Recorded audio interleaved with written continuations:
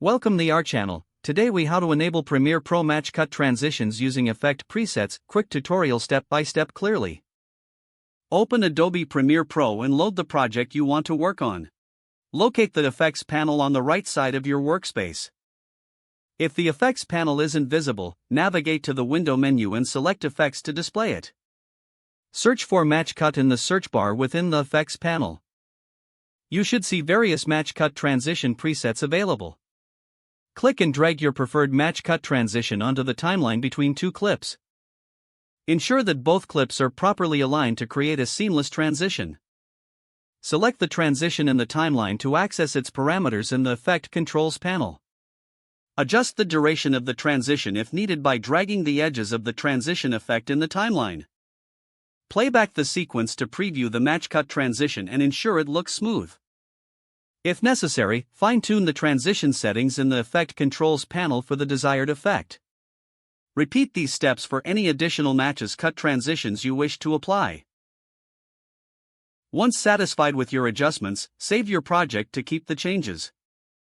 If the page does not load, refresh the browser or try again in a private or incognito window. Make sure you are using the correct email address, then retype it carefully to avoid small typos.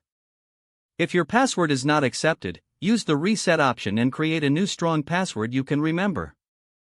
Check your spam folder for verification or security emails, then complete any requested confirmation steps. Enable two-factor authentication if available to improve account security and reduce unauthorized access risk. After signing in, review your profile details so your contact information and settings are accurate and current. If you see an error message, note it down and try again after restarting your device and internet connection. Log out when you finish, especially on shared devices, to keep your account and payment information secure.